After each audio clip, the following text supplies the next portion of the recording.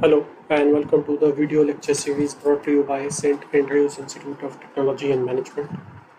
My name is Ravinder. I am an assistant professor with ETCE department and we are discussing the subject called Advanced Data Structures or Data Structures 2. And yesterday we have talked about how to search a particular node if it is there inside a tree, and your searching algorithm will return to you the location of your node to be searched and location of its parent also. Okay, so today we are going to see how to add a particular node to your tree. Now let me tell you first that addition of a tree in a particular uh, addition of a particular item in a tree can only be done at the leaf nodes. Okay, can only be done at the leaf nodes. So if you want to add a particular let's say node, it can only be done at 15, 33, 44, 66 and 50 if it is applicable. Okay, so any of the internal nodes with a single parent, or let's say any of the leaf nodes are eligible for addition of a node. Any of the node which already has two children, the addition of a particular extra item or node is not allowed. Okay, now before addition, first we have to look out for the exact place, exact node which is eligible to be the parent of the item to be added. Okay, so what I am trying to say is, suppose if you want to add let's say a node called 32. Now if you want to add a node called 32, first you have to find an exact place where that particular node is to be added. That is, you have to find its parent. Now, as we have discussed in the last lecture, we can use the sorry, we can use the algorithm for searching in this manner, in this matter particularly. As we know that searching is used to search a particular item in the node if it is not, if it is there or not. Okay, if the item is there in the tree, it will return to you the location of the item and its parent.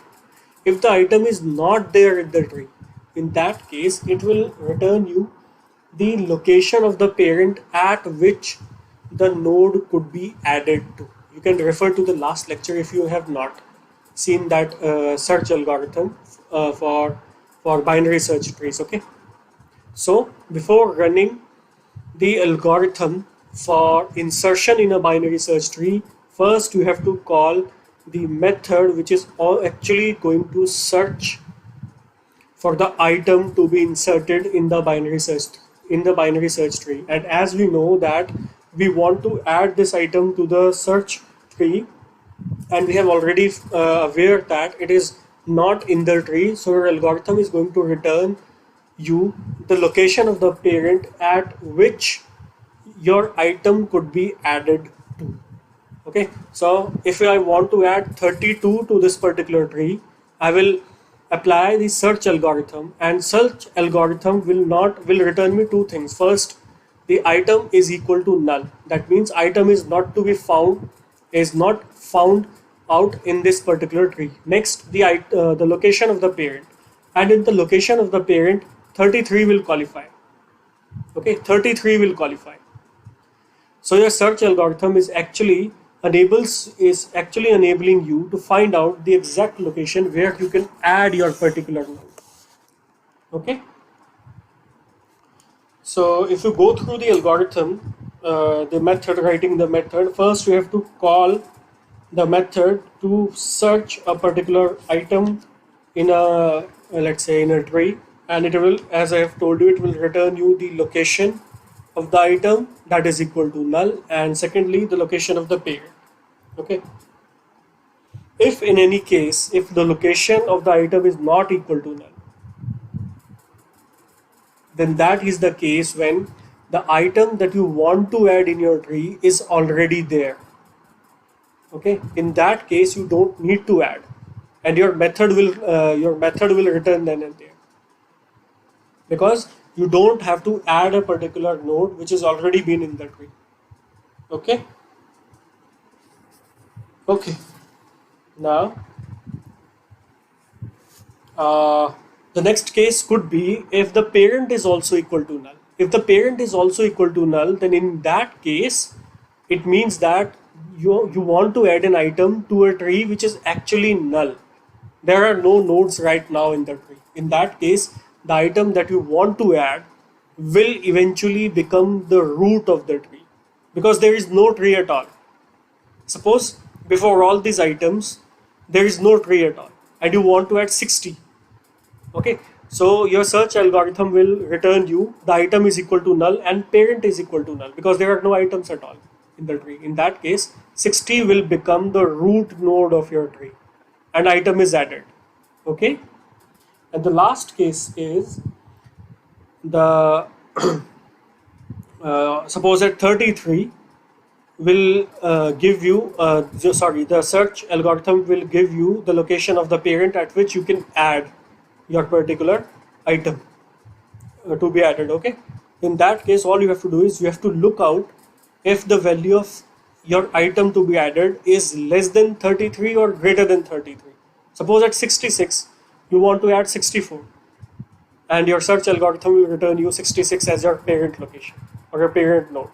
In that case, all you have to do is you have to just write a small code to decide if the value that you want to add or the node that you want to add is actually greater than this 66 or less than. If it is greater than 66, then the item will be termed as the right parent, the right child of 66, and the addition algorithm will return.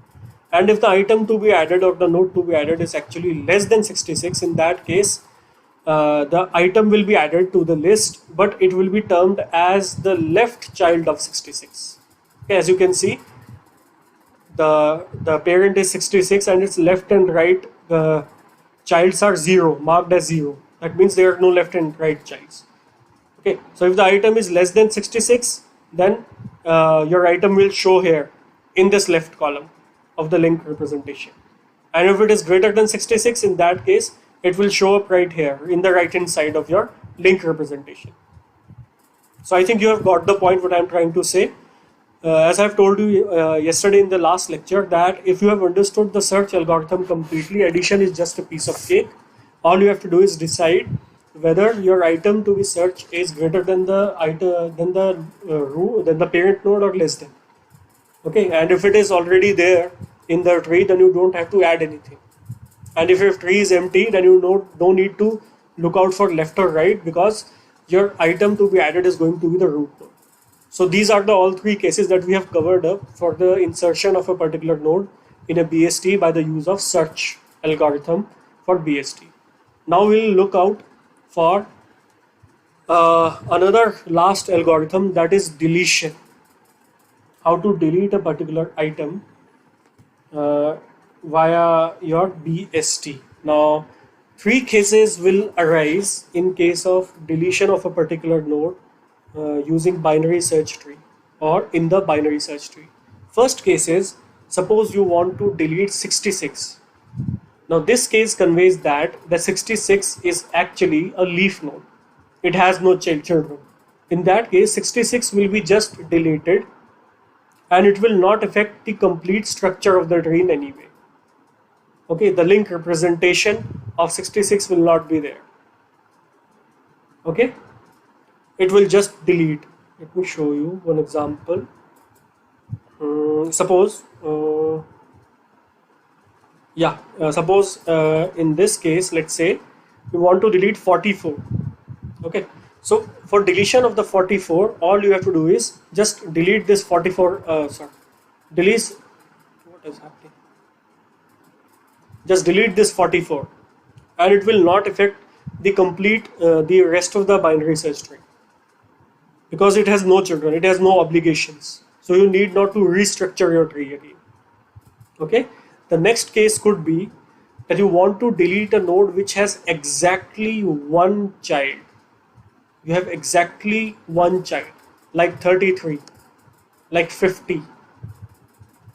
If you want to delete such kind of a node, let's say in this case, if you want to delete 75, all you have to do is just delete this node and as it has only one child, that child will take its place. That is, this node will be deleted, and in the link representation, now 60 will point to 66 actually, not 75. I think I have shown this. Yeah, there it is. 60 is now pointed to 66, not 75 now. So this is the second case when you want to delete a node and that node has exactly one child. Now these two are not the problem. Okay. So your exact problem will be to delete a particular node which has two child, both left and right. In that case, we have to decide that which one of the following two childs is going to take the place of the deleted node, because we have to restructure the tree. We cannot left that particular node empty. That is not according to the rules of the binary search tree. Okay, and it can be a case that one of the children's of the root to be deleted is actually a subtree in itself. Like in this case, if you want to delete 25, then the left hand child is 15 and right hand child is actually a subtree in itself. We have three nodes in there. So we have to decide by using some rule that which one of the following items or the nodes is going to take place of 25. So the first step in deletion is just to delete this 25. Okay, so 25 will be deleted. Now next is, as we can see, we have an empty space here, empty node here. So someone from the children's has to fill this place, fill the space. Okay, now we have a rule called in order successor, in order successor, and in order predecessor. We have two rules. So normally we'll use in order successor if it is a right hand side tree or subtree. Now in that case, the smallest value from the right hand subtree will take the place of the deleted node. Now this is the right hand subtree. The smallest value, let me again rephrase that, the smallest value in the right hand side subtree will take the place of the deleted node. Now in the right hand side subtree, 33 is actually the smallest value node. Now 33 will be deleted from here and will take the place of 25. Now again, 33 is not alone. It has exactly one child. So the previous rule as to how to delete a node which has exactly one child will be applied here. So 44 will take the place of 33. And I think it will look something like this. Okay, so 25 has been deleted. 33 has been deleted from this place and it has taken the place of 25. And as the rule says that the deletion of a node with exactly one child, 44 will take its place. 44 will take its place. Okay, so I think you have got the point what I am trying to say. Now, if you don't want to, let's say, if you want a successor from the left hand side, in that case, the in order predecessor rule will be applied. The in order predecessor rule says that the largest value from the left hand side subtree, the largest value from the left hand side subtree will take its place. Okay, suppose we have a value called 16 being with parent 15, that is 16 been here, somewhere here. In that case, 16 will go up and take the place of 25, and 33 and 44 remain the same as in the last picture, like this. If there has been a 16 or 17 here, in that case, that 17 or 16 will be deleted from here, and it will take the place of 25, and 25 will be deleted. So the largest value from the left hand side and the smallest value from the right hand side, you can use either one of these rules to replace the node that is being deleted. And this is the rule for deletion of a node which has exactly two childs, which has both of its children available, which is the rule of the binary search tree. We cannot have more than two children. Okay, so I think you have got the point how to delete a particular node from a binary search tree, we have exactly three rules, three cases. First case is when the node to be deleted has no children at all. In that case, you just have to delete it and it will not affect the structure. If the second case is if the node to be deleted has exactly one child, in that case the children, the node is going to be deleted and its children will take its place. And the third case is the node to be deleted has exactly two children or both of its children available. In that case, the largest value from the left hand side or the smallest value from the right hand side, either one of these rules could be applied to fill the gap in the binary search tree. Okay, so I think I have made myself pretty clear how to delete a particular node and how to insert a particular node in a binary search tree. Okay, so I'll end this lecture now. Thank you.